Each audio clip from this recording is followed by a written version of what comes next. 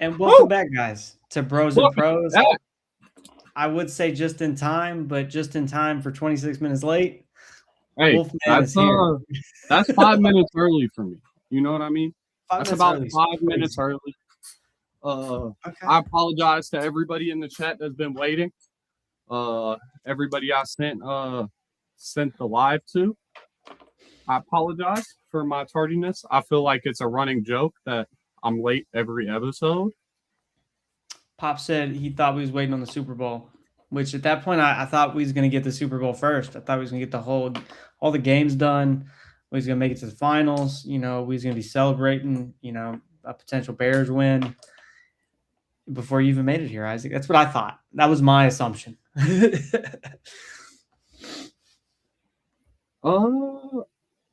feel like quality over quantity, I don't know if that applies here, but we can go with it. Quality over time. Fair enough. Just, I guess, a little explanation on why we're doing this on a Tuesday instead of a Sunday. Isaac had to travel. He came over up to Illinois to see myself, Pops, and the rest of the island. Made it two days and 26 minutes late. 2 days, 2 days and 26 minutes late. Isaac would be, but he's back. He's in West Virginia. We're rocking this. I think we're ready. Exciting stuff coming this year, especially for Bros and Pros. A lot more from me. I think I also got some more channel ideas. So the more sports related content that y'all want to see, the better. Just leave it in the chat.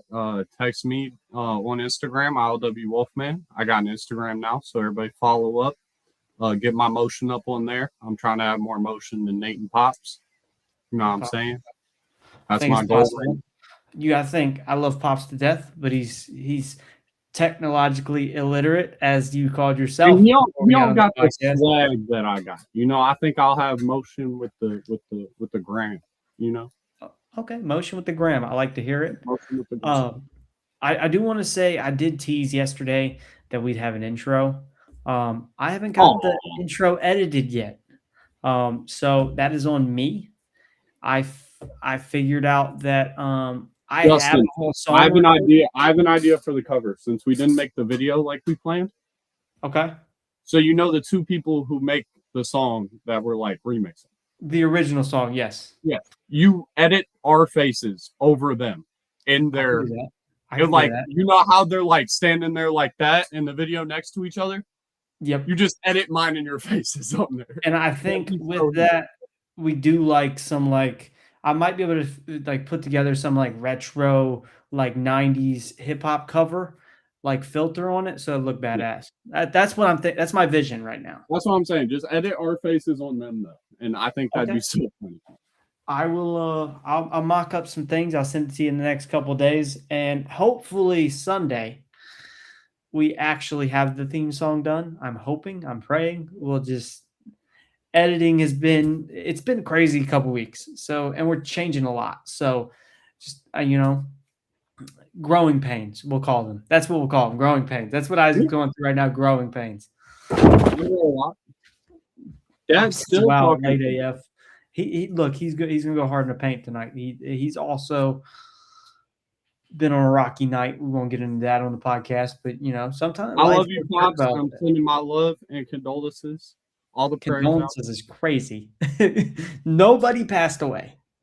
I know, but I know the drama he has to deal with. Yeah. We all understand. I think the main reason everybody is here though, is so we can talk about sports, Isaac. But before that, go ahead. Bruno Mars announced he's dropping a new album. I'm hyped. 10 years. He said he just finished his album. That means it's coming soon. Okay. I'm hyped. Now we can get to sports. Sorry. I mean, while we're at it, we're just throwing shit at the wall. Everything online right now is Stranger Things for me because you watched it with us. And right now the rumor is we might get a secret episode tomorrow. And there's that 50-50 saying, yeah, it's happening. The 50-50 saying, no, it's not. And I don't care either way. How hype would you be if that random I episode? would really like there to be one. Do you think that it would add because I to want the more. story? I'm greedy. I Do you want think it would more. add to the story though? Like do justice for it? I Like think they actually could add to the story. But if add they more didn't drama? add to the story, I'm satisfied. I know there's a lot of other people on TikTok and Twitter and everywhere, Blue Sky, whatever the fuck, out there, typing the little hearts away, and I'll be fine either way. I'm enjoying watching it all right now, and I'd hate to see what the Duffer Brothers DMs look like tomorrow if it doesn't come out. That's all I got to say on that. But let's dive into football. I think playoffs are here. About to be here. We got a wild card weekend. We had week 18, the last regular season week of the season. I know I said of season a lot, but that just passed us. A lot of big news regarding coaching, MVPs. A lot of records were set and broke. A lot to cover. A lot of divisions getting like divisional matchups. This was one of the most, and the NFL made the schedule this way to where they play their division opponent at the very end of the season last game. So there's a chance for them to face off hey, I win this, we win the division. Like the Seahawks-Niners game, that was for the division. I don't know who that is. I don't either, but it sounded funny, so I threw it up there. We're just gonna we're riding with it. I'm assuming he's a handsome fellow. You know what I'm saying? We can assume. I'm assuming he's calling me a handsome fellow.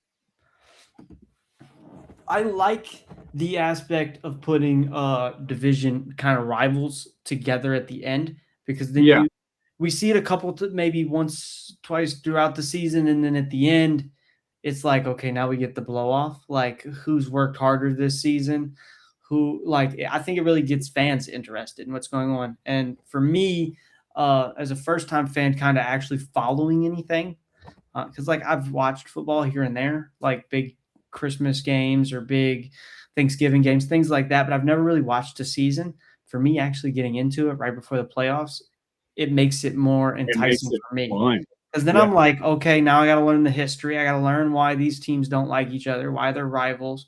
And you get to hear all the conversation around these games and why they're so important to, the teams and their communities. So it's really fun to watch that and see it unfold. It sounded like you just pooted your pants. But hey, Scotty, we love you. Happy to see you in the chat. You want to dive into games? Do a little recap? Yeah. Yeah. You tell us what games we're starting off on. There was obviously a lot of exciting ones, a lot of interesting ones. Dude, an amazing week of football. A lot of close games. There was so many close football games this past week and weekend. It's kind of crazy. There's a couple blowouts, but a lot of it was real tight, close games. So I'm excited to kind of run through it. We're going to start with the Panthers versus the Buccaneers. Happened Saturday. Buccaneers barely scraped by, 16-14. So the story behind this game is the Panthers, if they won, then they won the division. And obviously, because they had the higher record. And if the Buccaneers won, then the Saints had to beat the Falcons for them to get in the playoffs. Because all the, I beat this team how many times that, you know what I mean? The tiebreakers. So the Buccaneers in their game, the refs basically decided this game for the Buccaneers. It was biggest cheap games you've ever seen. You see what I'm saying? So later on, you'll see that the Saints did not beat the Falcons. So the Buccaneers missed the playoff. The Panthers are going to be in, Bryce Young and them. You know what I'm saying? Happy to see Mayfield and the Buccaneers. That was one of the biggest fall offs. Them and the Colts literally have lost 8 straight games. It's insane to see. They were 8-1, 7-1 and stuff, and they lost 8 straight games, both of them. It's kind of crazy. And the Buccaneers don't have the excuse of the injuries that the Colts have. So it's just really hard to see they get the win and still don't make it. You know what I mean? And even whenever they got the win, it wasn't by, Baker came out here in the fourth quarter and outplayed them. It was, we got 12 flags and everybody's mad, So it's just kind of, I think it sucks to see for Tampa Bay. They might also fire a coach. You don't know. It could happen later. There could be some big changes after like that horrific end to the season. Complete disaster. You know, Both of like these sometimes teams, it takes a dumpster fire to. I was going to say, both these teams are out of the. I mean, I don't think they really had much of a chance to go into the Super Bowl or to play in the playoffs, but like. No, the Panthers are still in it. They are? Yeah, where the Tampa Bay lost, the Panthers are in the wild card. Oh, yeah. They're going to go against the Rams. Yeah. My bad. I mean, yeah, they still got to play the Rams, but Colts won 10 in a row. Yeah. I don't think that's true, Scotty. Looking at this, also Saturday, Seahawks took on the 49ers. 13-3, so they beat them by 10 points. This was a hell of a game. Hell of a game. Even low scoring, this was a defensive battle. The 49ers really started to pick up their momentum there late in the game. And Brock Purdy throws a pass to CMC. He kind of bobbles it, and it's intercepted right away. And then after that, they couldn't score. They didn't score a touchdown. The 49ers offense all year looked unstoppable, especially the week before against the Bears. You know, that scoring, insane scoring game that they had back and forth. And then they just couldn't get it together today. It seemed like their run game didn't work. They only had like 12 rushes for maybe 60 yards. It just felt like they really couldn't push the ball. They couldn't throw the ball how they normally do. And I think that's just a testament to the Seahawks defense and how great Seattle is. And I don't think they've given enough credit. And then there's a big player here who technically set a record, one of those ESPN records that are like, oh, who tracks this? But I thought it was really cool. I told you about it. You got it pulled up. Is it the Sam Darnold? Yeah, Sam Darnold. I'm just making sure. I'm getting my stuff the right. Ginger is black, bro. Have you not heard about that? I did not hear that. Yeah. They're saying Ginger's is black. Okay. And that is the reason why. Okay. But the stat you're speaking of, 2 straight years going 14-3. This year with the Seahawks, last year with the Vikings. Do you think that was because he did so? You think this was his way to come back and to shut down all the haters from his time with the Jets and with the Panthers? And then, well, even whenever he was with the Vikings last year, that's what I was about to say. How it ended is he threw a couple picks, and it's just like they were like, "Oh, you fell apart." You know what I mean? Whenever times got tough, so I think we definitely need to see him in the playoffs, see how he can perform under pressure. But, dude, he's turned his whole career around. I mean, this is insane to see. You love to see a player, like, do this for yourself. And, like, especially for a franchise like Seattle, I think it's a nice franchise. They definitely deserve it. They've been to the bowl. You know what I'm saying? I don't think they've won it. You know what I mean? Since maybe a long time, maybe never. I'm not really sure on that stat. I have to. But I know when they went like a decade or so ago, they didn't win it because they didn't run the ball on 4th down. They threw it and cost them the game. 2014. They won it last time they won. Yep. Okay. I was a freshman in high school. So it's been a minute. But I think it's good for Seahawks fans. I think the 49ers definitely have like I don't think that's it for them. I don't think they're definitely going to get bounced first round of the playoffs, nothing like that. I think sometimes, like I've said before, you got to get punched in the face. You know what I'm saying? And I definitely think it has a lot to do with the supporting cast, Scotty. They did run the ball a lot. They did, you know what I mean? But when you can play in the system that well, especially for 2 different teams, 2 different head coaches, back-to-back years, I think it's just a testament to how great of a player you are. You know what I mean? Definitely. Especially when you succeed despite those around you. Yeah.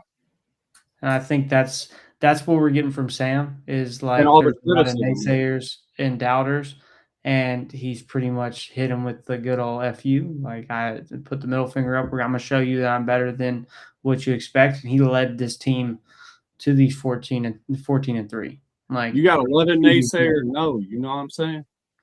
yeah, just like next week, naysayer, or later this week, I should say, naysayers are gonna say Isaac's gonna be 30 minutes late. We gotta 5 minutes early. Only be 15. You know? No, no. I'm gonna start telling you we start 30 minutes after we actually do. My boss does that on my schedule at work.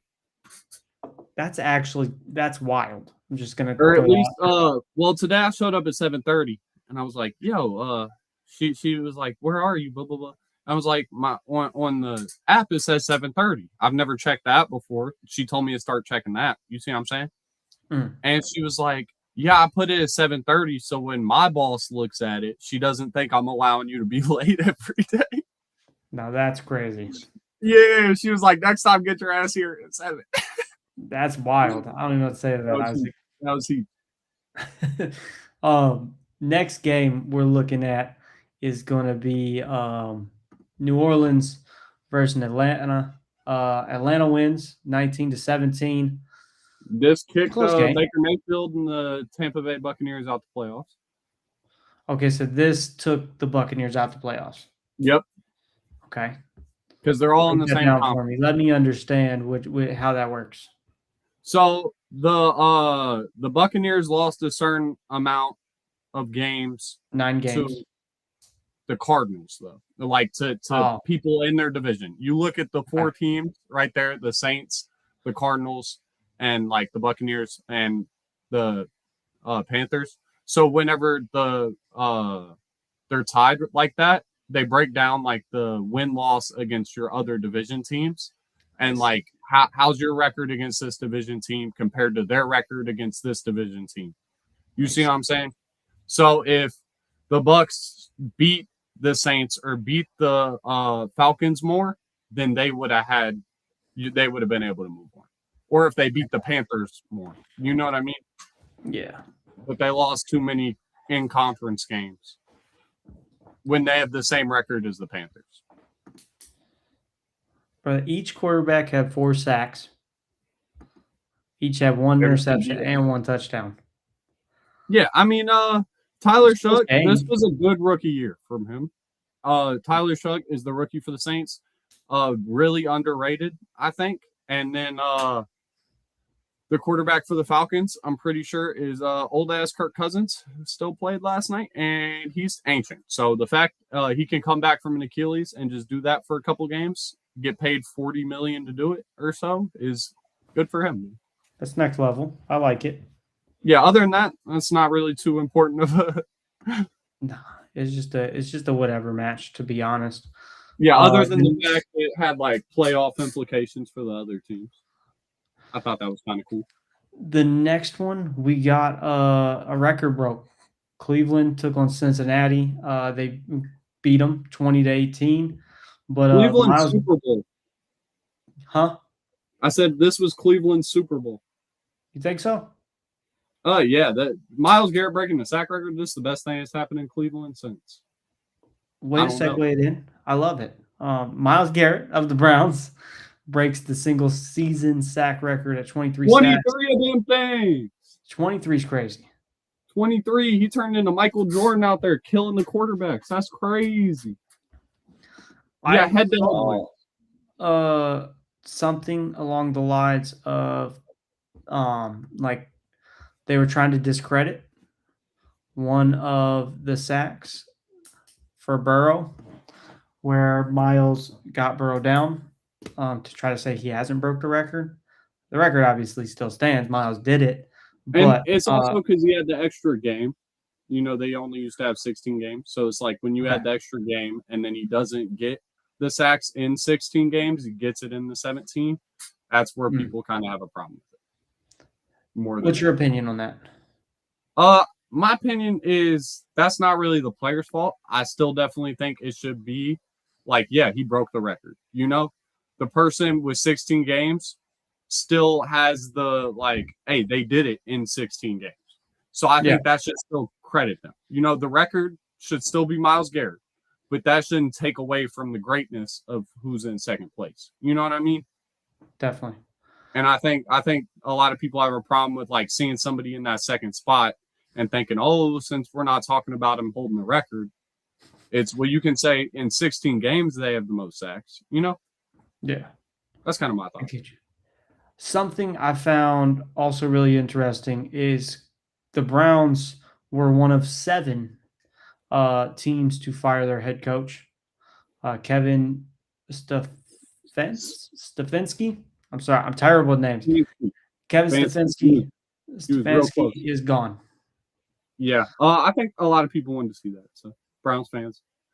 Okay, so that's you're saying that's a good thing as far as. Yeah, I mean, I feel like they need a lot more than just a head coach switch. Okay. Yeah. But that's a good start. Yeah. Hey, give me 1 second. Hey, Mom. I'm on live stream right now. Got a call from Mom Dukes. Okay, well, I'll be on the live stream, so I'll come out when I'm done.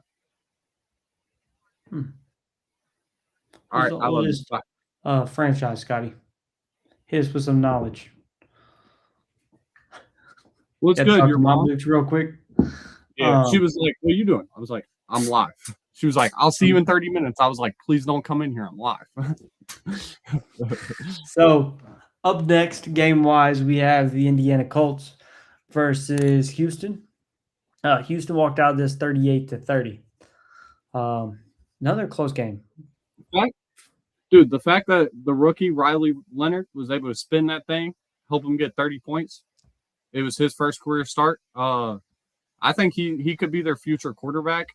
You know what I'm saying? And that's really good for Colts fans to see that rookie come out there and play that good after being so uncertain with Daniel Jones's injury. They get a 45-year-old player to come back, and you know what I mean?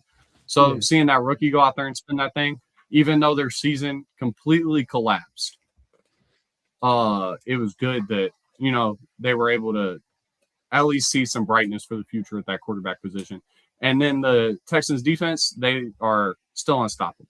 I think they probably rested some guys last night, you know what I'm saying, being the last game of the season and all. But, I'm really excited to see them going in the playoffs. What do you think about the Texans also being one of 7 teams to fire their head coach, Brian Callahan? Texans fired their head coach? Yeah. Are you sure? They're the Titans. Texas Titans, right? The Titans. Huh? You said Texans. You said Houston Texans. Yeah. So they get mixed up, bro. It's my first time. The Texans and the Titans are 2 different teams. Get to the Titans later. I was excited to announce something fun. You had me really confused. Up next, right here, the Jaguars blow out the Titans 41-7. I think it makes sense Brian Callahan's not there no more if they're getting blown out that bad. Is that fair? Yeah, and the Titans are dumpster fire. They need to hit a whole new O-line. They really need a lot in there to start competing. I don't have much to say about them other than Cam Ward looks good. Cam Ward had a good rookie season. I'm proud of that guy. He wasn't getting much help out there by anybody. So, up next we got Green Bay versus the Vikings. Vikings destroyed Green Bay 16-3. I don't think there's much in this one either to really talk about, is there? Other than Green Bay, hopefully that means the Bears can come out there and get a win, even though the Bears lost 2. You might be able to segue to that one next. But, there's a lot of people not playing, you know what I mean? I think the Vikings just wanted to go get that rivalry game. I think the Packers were more prepared for the playoffs. They knew they were already in it, you know what I mean? So it's just kind of take this game off, take a week, get prepared for the Bears. Okay. Up next on the list here, we got Dallas versus the Giants. This is a big nothing burger. 34-17. And it didn't have any playoff implications, did it? Nah, big nothing burger. Other than the Giants keep getting a worse pick by winning. Okay. You know what I'm saying? They're literally kicking themselves in the ass by winning. To go up next, we have the Jets versus the Bills. 35-8. The Bills destroyed the Jets, and the With their Jets backup made history. quarterback. Their backup quarterback. The Jets are the first team ever to go a whole season without one interception. Might be the most ass team I've ever heard of in my life. Dude, the Jets always are breaking records. Not for the right reasons, but they're always breaking some records. You know what I mean? You can at least always say the Jets are going to break a record. It's probably going to be a really bad one. Their quarterback having 60 yards is crazy. Mitch Trubisky, the Bills' backup quarterback, went out there and had 260 yards, 4 touchdowns, didn't get sacked, didn't throw a pick. You know how Drake May went out and had that 5-touchdown game? Everybody was calling him MVP. The Bills' backup quarterback just went and did that against the Jets. So I don't think we'll get to the MVP talks later. We'll talk about that later. Up next, Bears versus Detroit. 19-16. Detroit walks out victorious over the number 1 seed in their bracket. In their division, yeah. In their division, I mean, all about the word choice, I guess. I didn't see Detroit coming out with this one. No, I think they just wanted to put a stamp on the season. They knew they were out the playoffs, and they really came out to play. And I don't think the Bears really did. I think this was a big hit in the mouth. At least in the San Francisco game, it's like, hey, we played all the way to the last freaking play. You see what I'm saying? The game came down to that last freaking play. Nobody said the Bears weren't good from losing the San Francisco game. This game, I mean, other than their defense, maybe. Their defense letting up that many points. But this game, their offense didn't come to play. You know what I mean? And when one week it's like, oh, our defense gave up this many points, but our offense came, you know what I'm saying? So I'm not that worried. And then the next week is our offense is struggling. It's a scary look for the Bears. And it throws some questions out there for sure. Exactly. Are they ready? Especially for a young team, young quarterback. I think it could also be, I mean, you mentioned young quarterback. It could just be growing pains. Success very quick sometimes gets to people. I'm not saying that's what's going on in this situation, but it could be one of those, hey, I made mistakes this year. Let's learn from it next year. And that's my thing. If the Bears are this good this year. So the division matchup.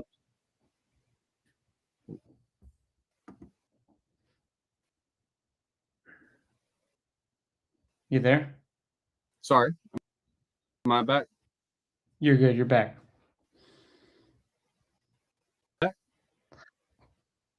Okay. You're good.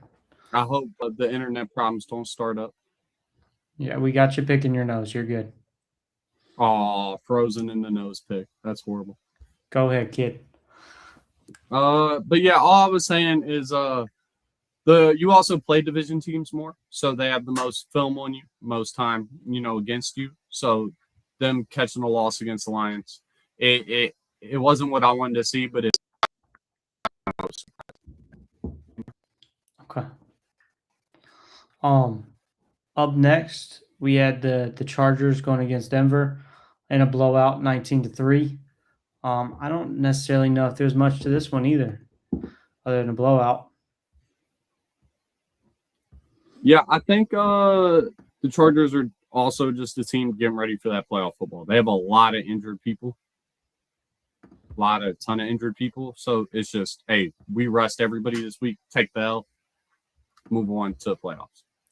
It doesn't matter for them. It's not like it's something that's going to hurt them. Especially when you're a team that either has the 1 seed locked down in your division and got the home game, or you're not going to get it. You know what I mean?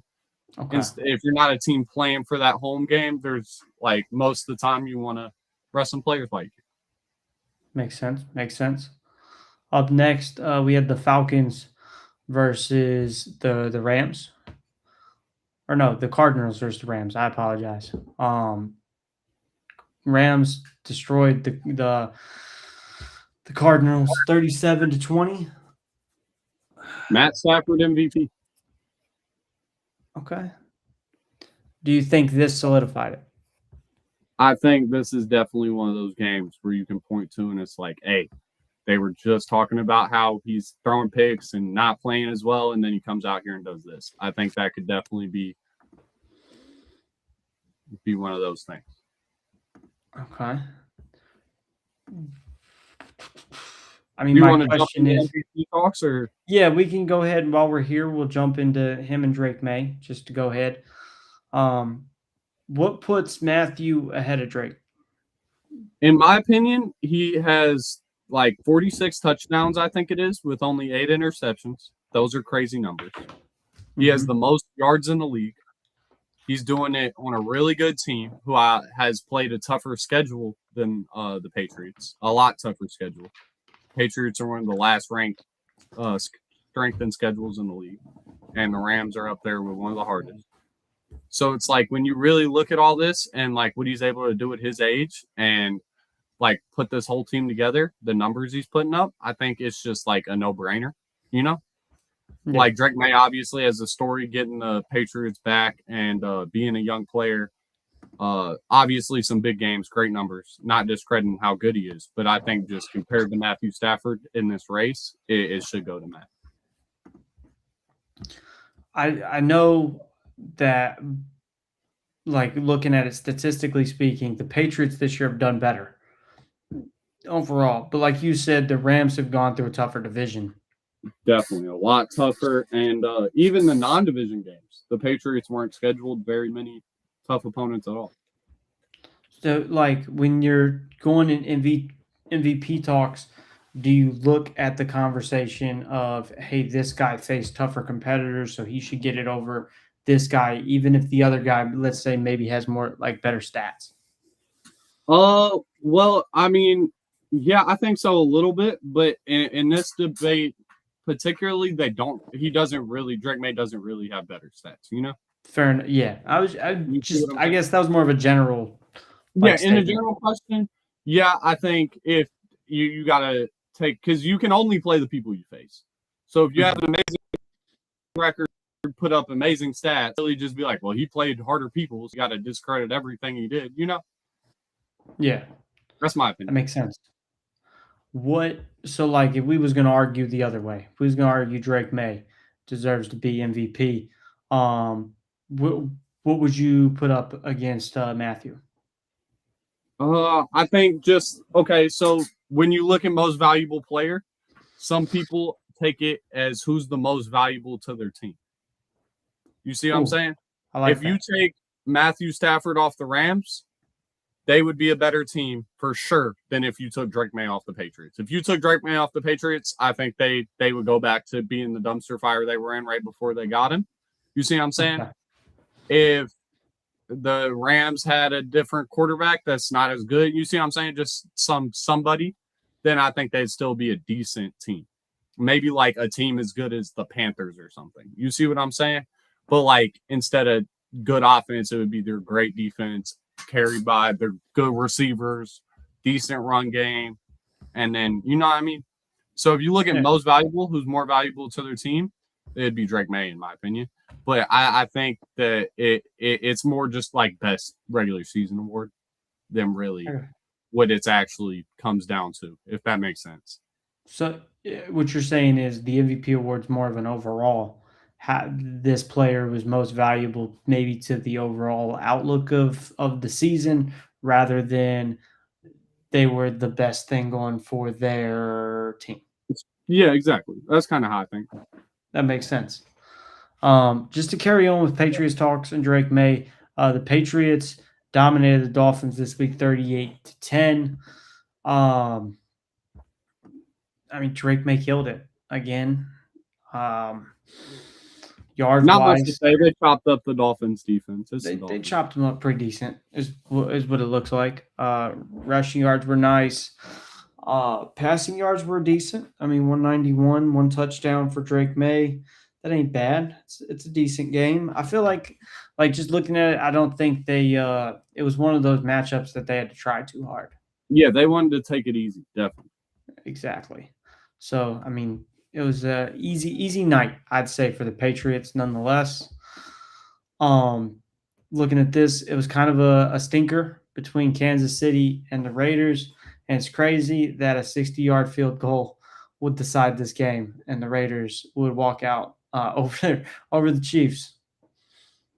I think it's good for the Raiders fans because they swept the Chiefs in division play this season, and they still have the first overall pick.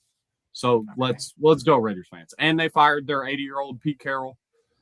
So let's go. One of get Smith out of there. Draft Fernando Mendoza. Get him some linemen so him and Ashton Genty aren't getting murdered. Y'all got one of the best tight ends in the league in Brock Bowers. One of the best DNs in the league in Max Crosby. So, like, there's building blocks there. They have good players. It's just surrounding those players with pieces that actually support them. Because you can't win a football game with just one or two players, you know? This ain't basketball. So, just throwing this out here while we're on the conversation, you bring up Mendoza, who is absolutely crushing it with Indiana right now. And the Raiders get the number 1 pick, right? They get the first pick in the draft. Do you think it's a shoe-in, like they're for certain going to draft Mendoza, or? I think it's definitely the smartest thing, unless he has like a crazy stinker against Dante Moore and Oregon, who's Dante Moore's projected to go number 2. It's not for certain, but unless, say, Dante Moore throws 300 yards or something and Mendoza throws 4 picks, you see what I'm saying? There could be a chance, but I think other than some crazy scenario, Fernando Mendoza definitely, like, he just carries himself. Even if you watch one of his interviews, like, he sounds like he could run for mayor or something. You know what I'm saying? Like, it's kind of crazy how, like, well put together the kid is, or the man is. I can't call him that. He's older than me. But and then he's going to get drafted, and I think it should definitely be first by the Raiders. And I think they need a quarterback for the future after seeing how horrible Geno Smith's been this year. So, yeah. So, I mean, just overall looking at, like, let's say the Raiders next year, obviously they got to get a new head coach. Let's say they draft Mendoza, they get a new quarterback, maybe tighten up some other loose ends. Do you think they could have a winning season next year?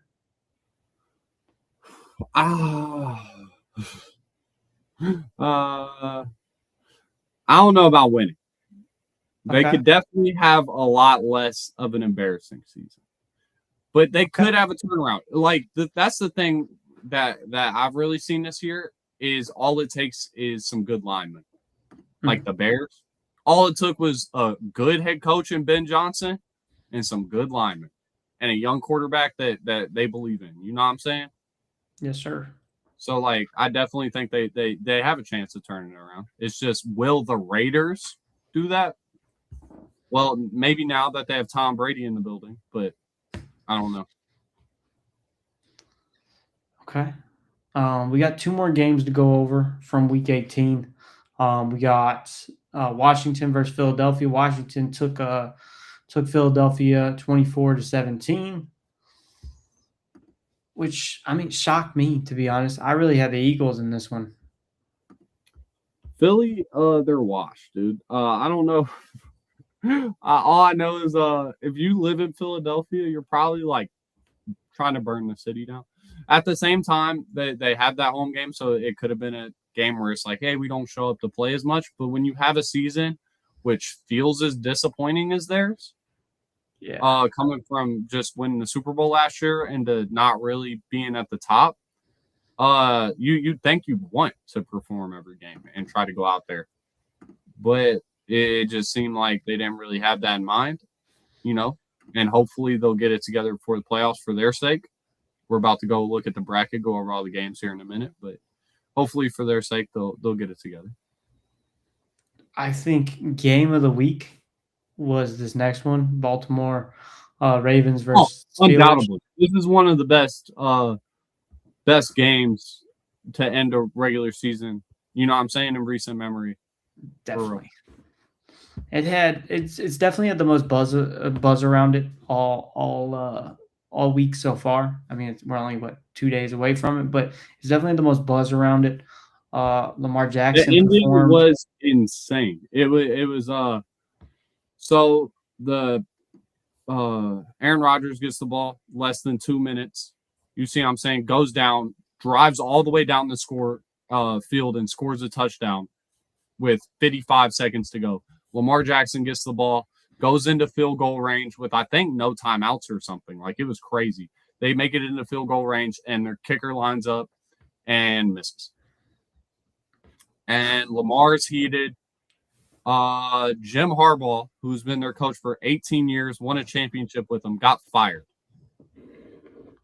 So that was also insane for them. I think it was a big loss. And I think if the Steelers lost, then their coach, who they've had forever, who hasn't had a losing season with them forever and ever, would have got fired as well. So I think it was just good for – it could be good for Baltimore for a change. I know Steelers fans are so happy, so excited because they have like one of the oldest age rivalries, pure hatred. So I think it was really good to see a game at that like altitude come down with rivals too in a game that matters. Like whoever wins this is in the playoffs. You know what I mean? Definitely. Like that was really cool. And I think you like people don't want to blame Lamar because the kicker. And last year it was Mark Andrews in the end zone, but it shouldn't come down to the kicker in the last second of the game. We need to, you know what I mean? If they had won one more game, there's the rest of the team too. Like it shouldn't come down to the one person. Like for one, that pressure alone will make you miss a kick. It don't matter how. Yeah, and then I'm pretty sure I saw Lamar in an interview say he went up to him like before it. I don't know if it was like right before it or sometime in the game and like said something to him. Was like, hey, I hope it don't come down, blah, blah, blah. And the guy's a rookie. It's a rookie kicker. You see what I'm saying? Okay. And he's been getting death threats. He had to turn his comments off. He just got engaged.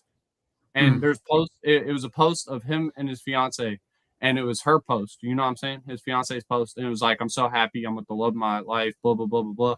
And all the comments were like, "It's not too late to divorce him, leave." You know what I'm saying? It was straight wild, hatred. Just straight hatred, bro. Up in her DMs, talking about just he should kill himself. You know what I'm saying? So I'm putting prayers out to him. No player deserves to hate. No person. No, man. Especially over a game, dude. Over one kick in a football game is crazy. Yeah. Like for a rookie, whoever's out here acting that way needs to rethink their life choices. Well, you gotta think how much money they lost. But I mean, maybe don't put that much money on the kicker, bro. Before we dive into the playoff bracket for the NFL, let's go over these. I think there's like 5, 6 wild card games this weekend. We're just gonna go over and give our picks. Think maybe run down what we think might happen, and then we'll get into bracket. Sound good? Yeah. Saturday, we got the Rams versus the Panthers. These are the first round of the playoffs, the wild card games. They are a part of the okay. Yeah. I'm learning. Yeah, so first round wild card games. Yeah. Here, we'll throw this up here then. I'll stop being lackadaisical. Yeah. Well, can I take a quick little intermission bathroom break? Yeah, quick intermission bathroom break. Isaac will be right back. I'm gonna mute it and also take a go ahead. Thank you. I had to use the bathroom. Oh, thank you so much. Hold me.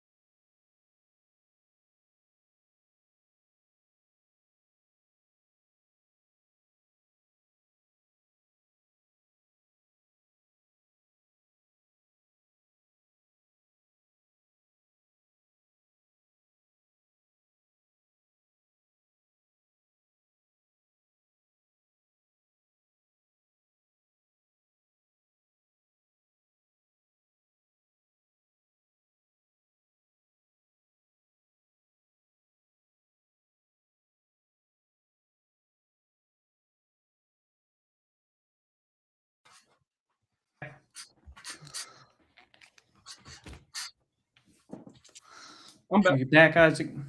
Yes, sir. All right, let's go ahead and dive in. Rams, Panthers, top of the bracket. Who you got? This is gonna be either okay. I've seen some people online saying this is gonna be a crazy upset, and there's no way. I'm taking Matthew Stafford and the Rams. Okay. I think I'm gonna agree. I think the Rams got this one in the bag. I think you're right. Stafford is on one hell of a trajectory. If we're looking at and their how he's done offense this is just season, clicking all cylinders. I like it. I agree 100%. Next we have the 49ers and the Eagles. I think the 49ers got it. I'm not gonna lie. I think this might be the best game of the wild cards, in my opinion. I agree. This, I think, could be an absolute banger, dude, if the Eagles come to play. And I don't want to count Philly out, dude. I really, really don't want to count Philly out. I feel like the 49ers have a chance to win it all this year. That they have that talent. They have that chemistry. You see what I'm saying? And they definitely could have a bounce back game after their performance on offense last week. You know what I mean? Mm-hmm. But I'm putting my bet on the Eagles, man. I'm going out there. I'm putting my foot down and saying Saquon's gonna at least do something, or Jalen Hurts isn't gonna throw 3 picks and be butt. I'm putting my bet on the Eagles. I'm gonna bet against you. I feel like that might be a underdog bet at this point of the season. I like it. I think we're going to agree on the next one. I think the Bears put down great goal. I just I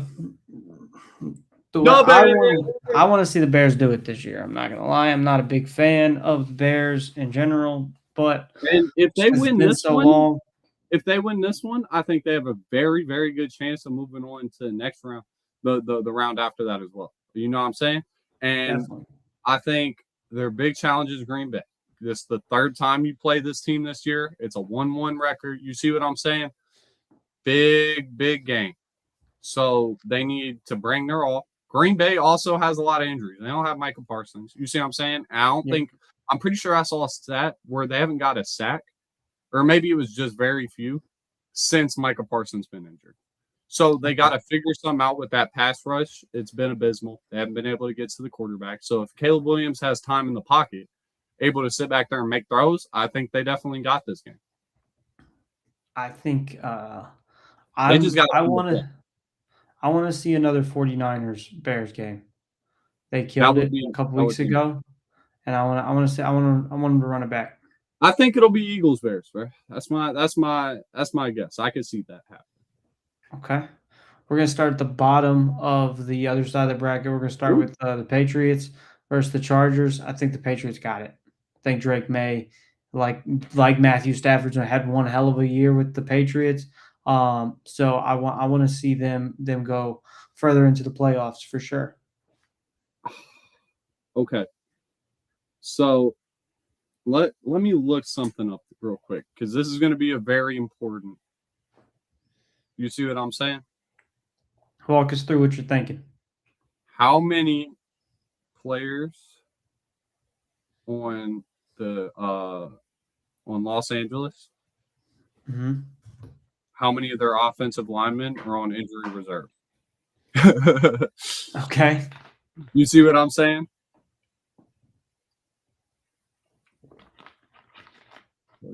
Aren't playing. Because if you remember, a recurring thing we've seen all season is Justin Herbert getting sacked multiple times with his offensive line not being there. Agreed. So if that's the case, then they barely have a chance. You know what I mean? I don't know if they've announced it yet who's not playing, because I'm looking it up right now. It has not been released. But Joe Alt, their offensive tackle, their running back might be out. And another offensive lineman. So there's definitely some injuries there. I'm sorry I took so long. But I believe in the Chargers, not the Clippers. I definitely don't believe in the Clippers. I believe in the Chargers and their ability to like put offense together. Justin Herbert, an electric player at the beginning of the season. People were calling him one of the MVP candidates. And then it's just tons of injuries to their line. You hate to see it. And I think New England's going to take it out here to the next round. Up next, I'm going to go with the Jaguars, and I'm going to throw this out here. I think the Jaguars will make it to the finals. Okay, so this was my prediction. My friend at work, huge Bills fan, watches a ton of football. You know what I mean? We talk all the time. And my prediction was I was kind of messing with him. And I said the Jags are going to beat Buffalo. And that's obviously an upset because Jacksonville, they might have the higher seed, but that's just because they won their division. You see what I'm saying? They're new, but they're like the new team on the block, basically. Yeah. You see what I'm saying? And they have no experience. It's like a really hype team, but how far do you think they're going to go in the playoffs? I think they're one of the best matchups for Buffalo, especially on this side of the bracket. And I said if Buffalo beats them, then I think Buffalo is going to make it to the Super Bowl. Okay. And that was maybe even a hot take because Buffalo has shown a lot of holes in their game, but I think Josh Allen is lining up for him. So I'm gonna have them go through this. If Jacksonville proves me wrong, I'll love to see it. That's one of those things I'd love to see them prove me wrong. And Trevor Lawrence come out here, have a great game, and Jacksonville, that story continue. Especially as a Bears fan, you know, it's kind of up the same alley of we both haven't seen our teams be good. So, yeah. I'm going to jump back to you said, you know, they're kind of the new kids on the block when it comes to the playoffs and being in this. They're in a new realm, kind of. Yeah. I think that plays in their advantage because a lot of these teams, I think, will go in thinking, hey, this is easy. They don't know this kind of pressure. Maybe we've been here before kind of thing. And I think they're going to get looked down. Maybe even like the Bears. You got to think the Bears haven't been there in a while. I just think Josh Allen is just such a veteran. And, like, if you look at his statistics in the playoffs, he is, like, quite literally one of, if not the best playoff quarterbacks ever. It's kind of crazy how amazing he plays in the playoffs and still hasn't got that far. And I think just now it looks like the bracket's opened up a lot for them with the Chiefs not here. Okay. Up next, we got the Texans, I should say, against the Steelers. Good game. Good game. I think it'll be a close game, but I think the Texas defense is going to shut down Aaron Rodgers. That's my prediction. I would love to see Pittsburgh finally make it out the first round because they just don't. You know what I'm saying? That's the thing. They'll win their division or be second and then lose in the first round. 9-8 season or a 10-7 season every time, lose in the first round. So I'd love to see them get out. It's just against this Texas team, it's like they have some of the best DBs in the league. You see what I'm saying? And then that's not to mention their D-line, incredible. Like their linebacker core, nice. So it's like their whole defense is stacked up. I think Aaron Rodgers will be able to compete, but I don't think their run game will be able to hold up to the level. And if you can't run it, you got to force old-ass Aaron Rodgers to make plays. And I feel like he can make some plays, but not enough to outscore this Houston team and to move on. Okay.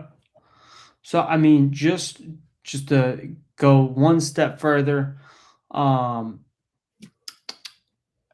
picked Houston to go on against Denver. I believe that Denver's going to be able to take down them in the next round. You think Bo Nix is a true quarterback? I think so. You believe in Bo? I believe. I believe. As our wrestling fans understand what that means, I believe. Okay. What are you thinking? Okay, so if Pittsburgh wins, then Denver's winning. If Houston wins, I could see Houston pulling off the upset. I like it. Going to the other side of the bracket, I said the Rams would take down the Panthers. And then we'd get Rams versus Seahawks. This one, I think will be tough, honestly. I got Rams. You got Rams. I'll Sam go Darnold's Seahawks. going to see some ghosts and going to throw some picks. I hope he doesn't for his sake, but that's just what he showed in the playoffs. And even if he doesn't throw picks, I think Matthew Stafford has the ability to go out there and just do better. You know, Sam sees ghosts. Darnold, I don't think they're going to come through. Okay. One more thing to cover when it comes to the NFL.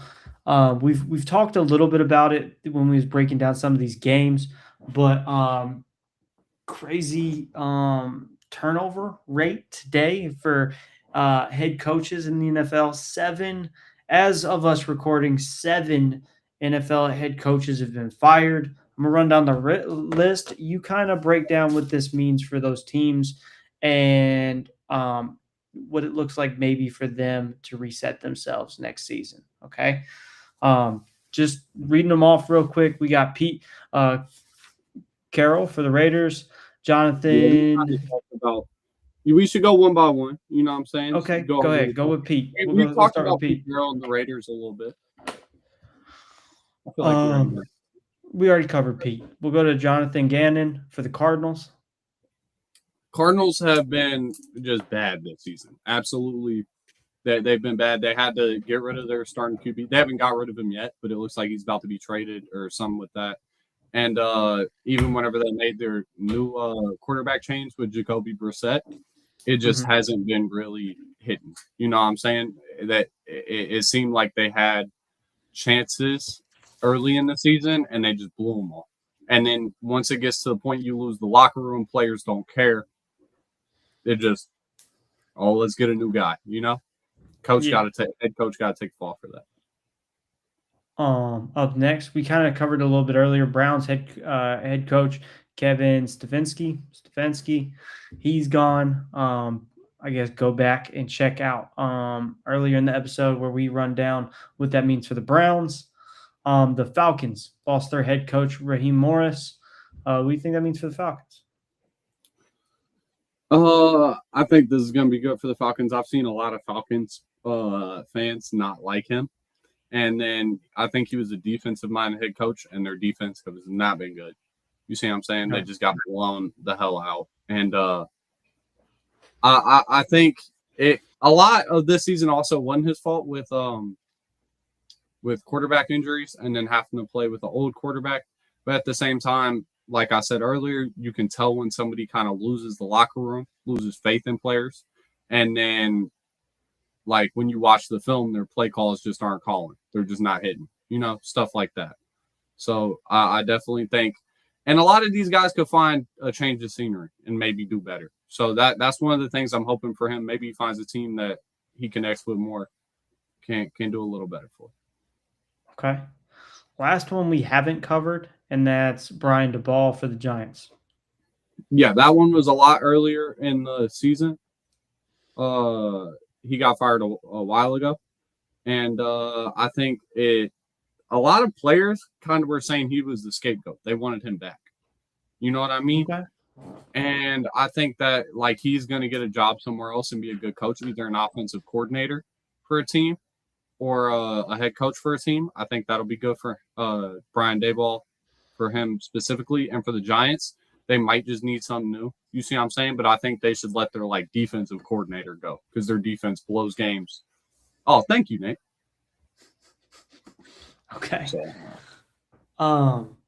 Just to carry on with football, we're going to jump over to the college football playoff bracket, and then we'll move on to basketball. But we're going to cover a little bit of college football. That's why I like this bracket. There we go. Wrong bracket. There's the right bracket. A little blurry. Sorry. I don't know why. It's just been a terrible day for anything technical. So we just get to look at this blurry ass graphic. We had some upsets, Isaac. Some big upsets. Mostly upsets. The only team that wasn't an upset was the Indiana game. Yep, Indiana, Alabama. Which is kind of crazy just seeing last year too. All 4 teams were upsetted in the first round with the bye. Okay. And this year it's 3 out of 4. So I think that really plays a statement to, hey, we didn't play for 3 weeks to a month. You see what I'm saying? How serious did we take that 3 weeks to a month? How well did we prepare? And I think teams just haven't been preparing that well, haven't been staying in shape that well. And I think the fact that out of the past 2 years with this style bracket, 7 out of the 8 teams have lost, and Indiana won. So I think that says a lot about them killing Bama the way they did. If you want to start on that game, yeah, it works. That works. They absolutely decimated Bama. Bama had no chance, and it was to the point where they scored.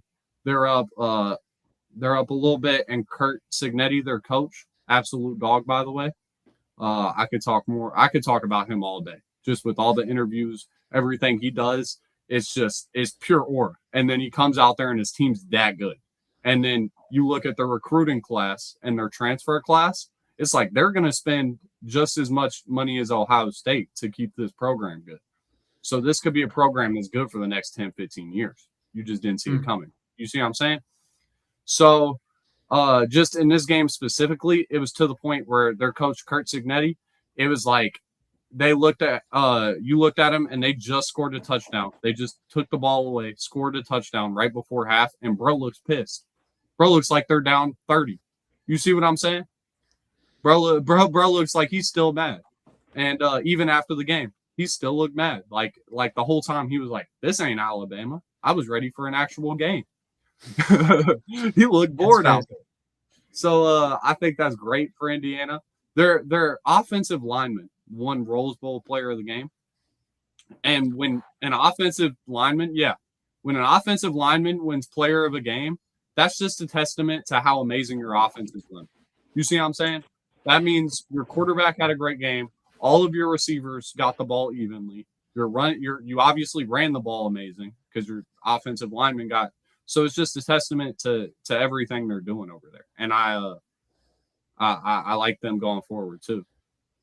But we'll go over last week's game on that side of the bracket. Sorry for just yapping all of this up. I was excited to talk about this for like a week now. You're good. Oregon, Texas Tech. Yep, Oregon, Texas Tech. This was one, I think we called Texas Tech on this one. Yeah, this was an upset for a lot of people. Shocked to me, shocked to a lot of people. Texas Tech had like 37 passing yards in the first half. They could not move the ball whatsoever. This was an insane defensive game, and Oregon really couldn't figure it out a lot the first half, but it really was more of a botch plays. Like they had 3 missed snaps that put them back 20 yards. You see what I'm saying? Like they snapped the ball and the quarterback didn't catch it right, so it put him back 3 times. So I think once they get that stuff, like a lot of it was just kind of on-field errors that could have cost them really bad, but Texas Tech didn't take any advantage of anything. They didn't score a single point all game. It's kind of crazy. So Oregon's defense, they had a defensive player, I forget his name, but he's a true freshman. 2 picks, a fumble recovery, 4 solo tackles. He's their corner for Oregon, and he's a true freshman. It's just like they're looking insane too going into this next game. So I think that's a really good game for Oregon and Oregon fans who were counted out, I think, a lot, especially playing JMU in the first round, not really seeing them play high-level competition, you know what I'm saying? So I think it's good for them. Just going off that, before we move on to the other side of the bracket, who do you got for the Peach Bowl? You got Oregon or you got Indiana? I got Indiana making the Natty.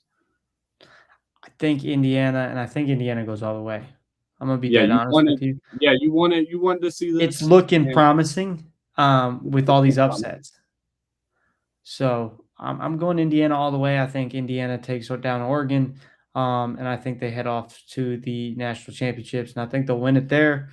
But we still got to go over the other side of the bracket. And when we start at the top, we go with Miami over Ohio.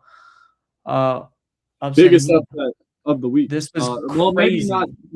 Maybe I don't know. This could be. It definitely was. All 3 of these were insane upsets.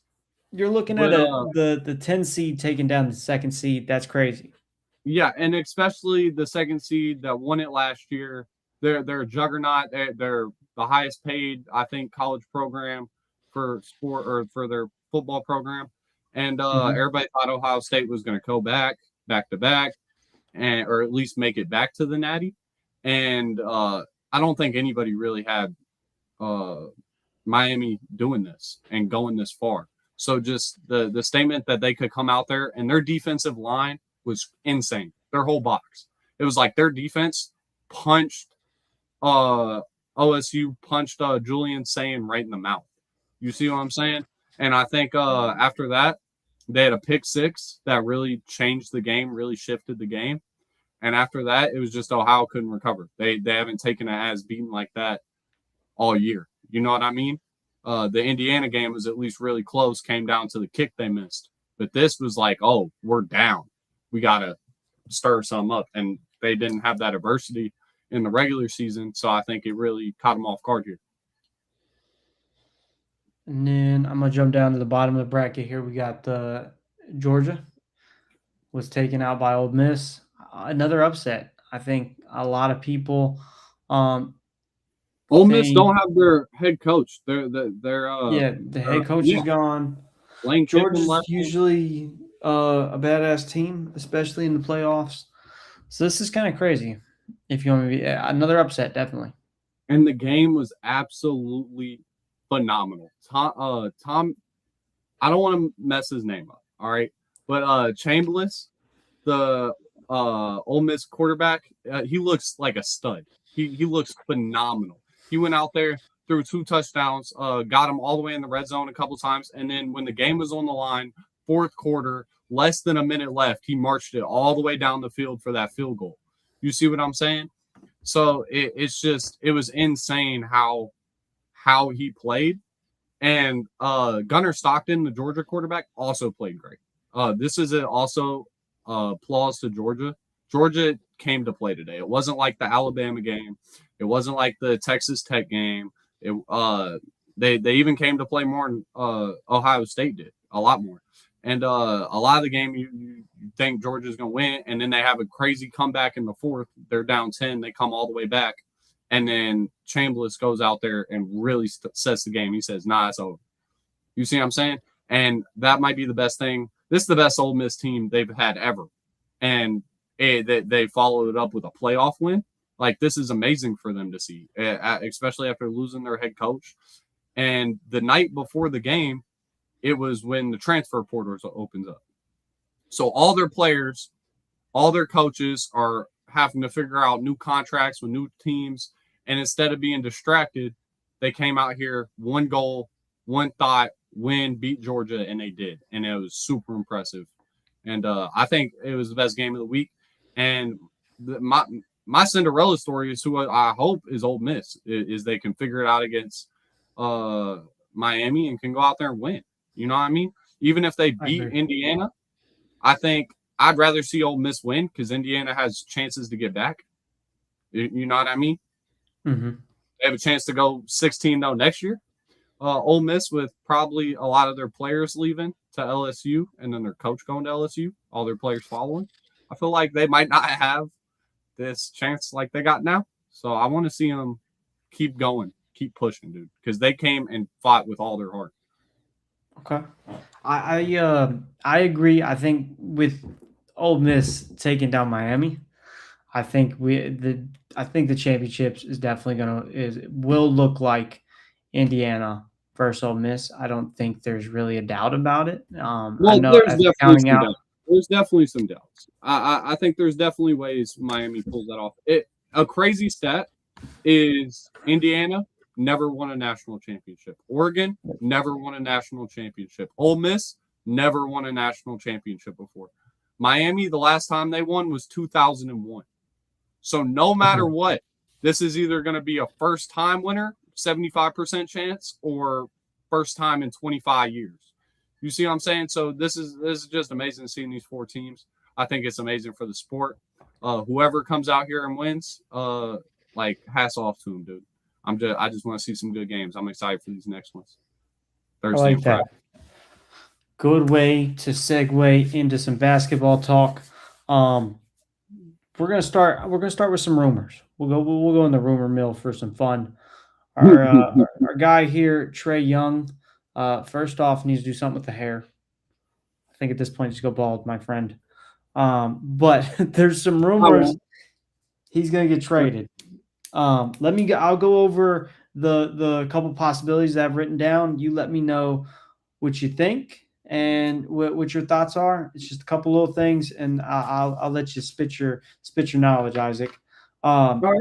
The four ideas that I found most heavily predicted. One was a trade for Trae Young to go over to the Clippers and James Harden to make his way over to the Hawks. The other one was for Trae Young to go to the Wizards, and the Hawks would receive CJ McCollum and Corey Kispert.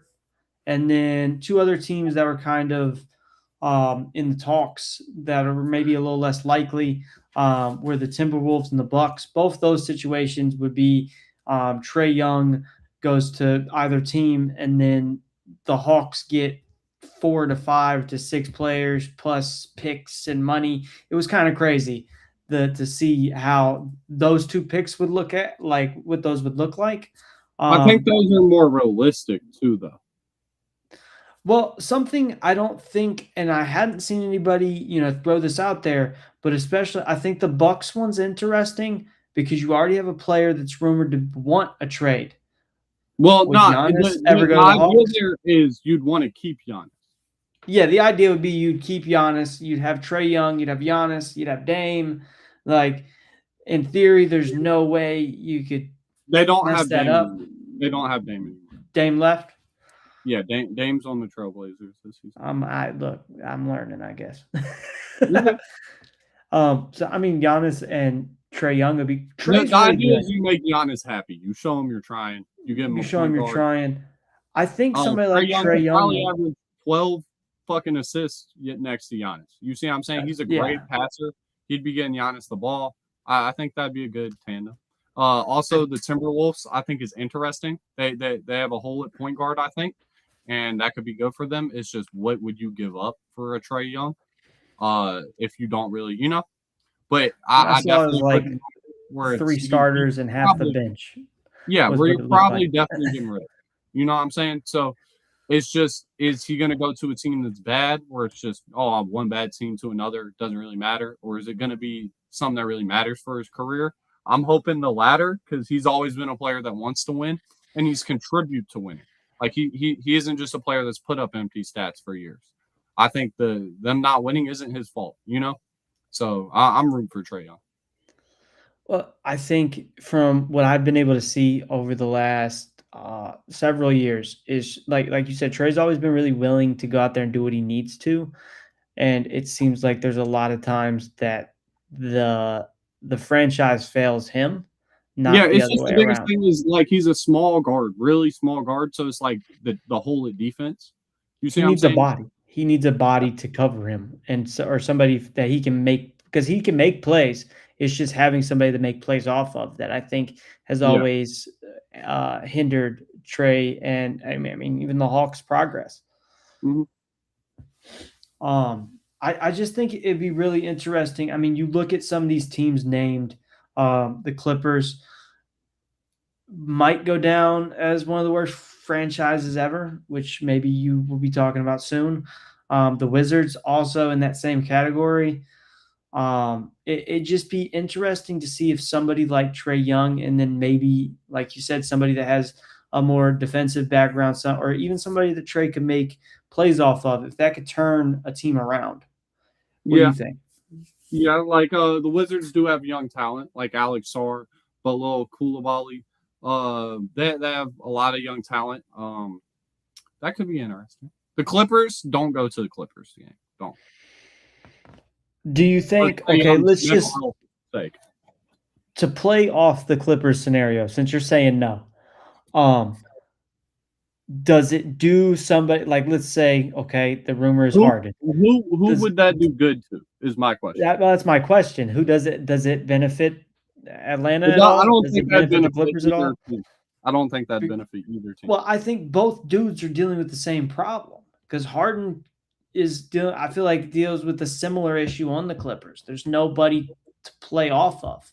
Okay, but Okay, so if you just move to a team with a similar problem, it's just you're gonna have the You same don't problem. fix anything. No, exactly. And Harden's been traded 50 times in his career, and always seems to have a problem. You think Harden's the problem? No, not in the Clippers, but everybody. Kawhi is the problem. Their management's the problem. Them having the oldest team ever assembled is the problem. Them doing what they did to Chris Paul and Blake Griffin is the problem. Dude, the Clippers just make me mad. They just anger me. I don't even like Los Angeles. I'm not even from that side of the country. Well, I shouldn't even care, but dude, the Clippers just grind my gears, dude. I saw some fun ones while we're talking about rumors.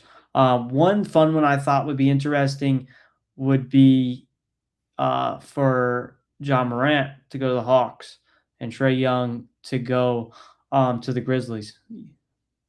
What do you think? I think it would be fun. Fun little so? point guard swap. Yeah, both disgruntled point guards can't figure it out. Could use a change of scenery. It could be nice for him.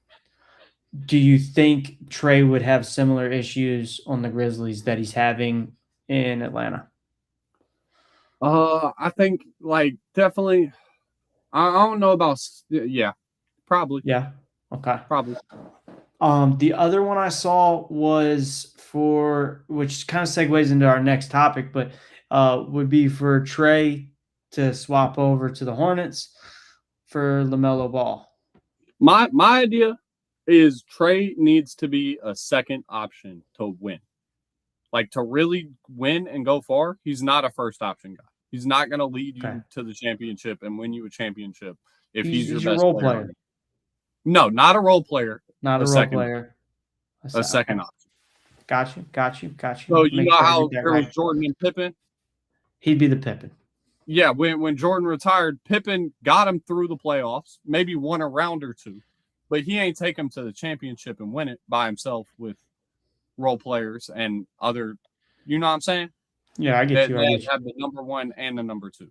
So what you're saying is he needs somebody with the strength of that's what I really liked about that the trade to the Bucks.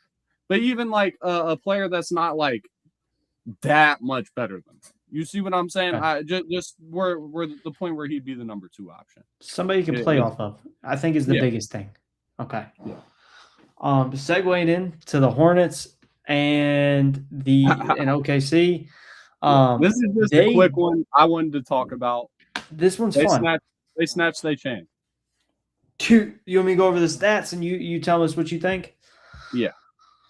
Okay, so overall we're looking at it. Hornets take down OKC 124-97. That's a 27-point lead. Brandon Miller ended the night with 28 points.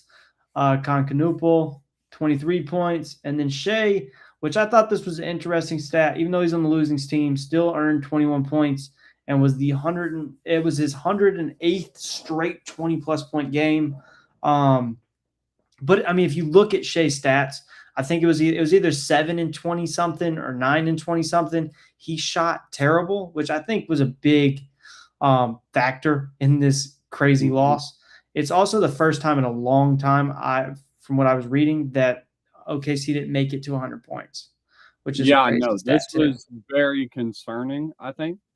It could just be one fluke game. Everybody shot bad. You see what I'm saying? Because a lot of people did just shoot bad, and normally they hit the shots.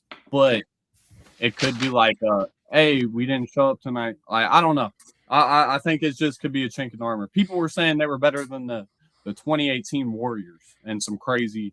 They were gonna beat the all-time win record for a team. You see what I'm saying? And I was on the bandwagon whenever they were 20-some two, but they've had a few concerning losses, and this is the worst one. This was the worst loss of the whole season. So I'm gonna see something real quick. Yeah. For Shea, just wanna.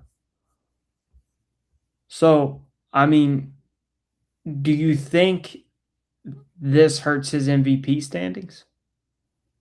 Not one game. Definitely not one game. Okay, that's what I was trying to see if it played a factor. I mean, it still says he's still like projected to be front runner of the Yeah, MVP.